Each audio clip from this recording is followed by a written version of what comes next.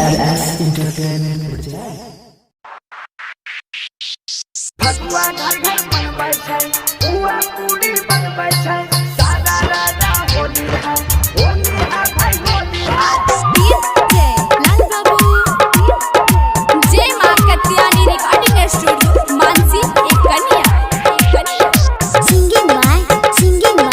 बंसीधर चौधरी के यो रे लगा बई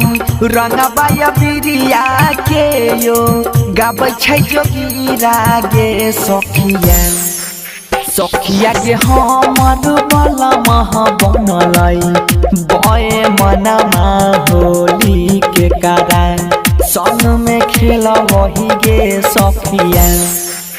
सखिया के हमारा बलमा बनलै बई मनमा होली के केरा संग में खेल बही के सखिया मिक्स बाय बबलू बंसाली होली के कारण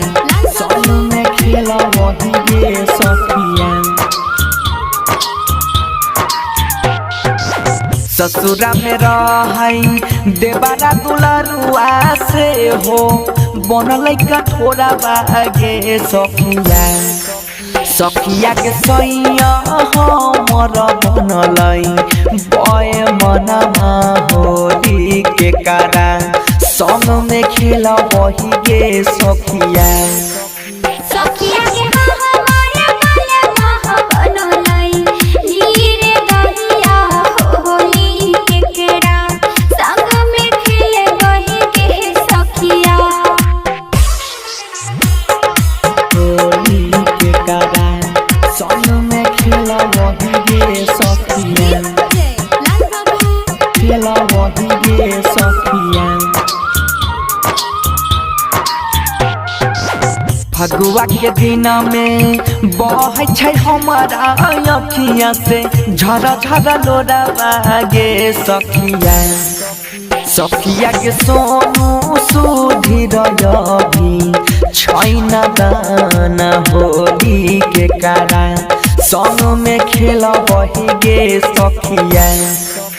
सखिया के सोनू सुधीर आही छेना दहन होली के केरा संग में खेल बही के सखिया के यो रे लगा बई रंगबा या बिरिया के यो गाबै छै जोगीरा गे सखिया के हमर बला मह बनलै नीर दहिया होली के कारण संग में खेल वही गे सखिया सखिया के हमारा बलमा बनलै बई मनमा होली के केरा संग में खेल बही के सखिया जय मां कत्यानी रिकॉर्डिंग स्टूडियो मानसी एक कन्या।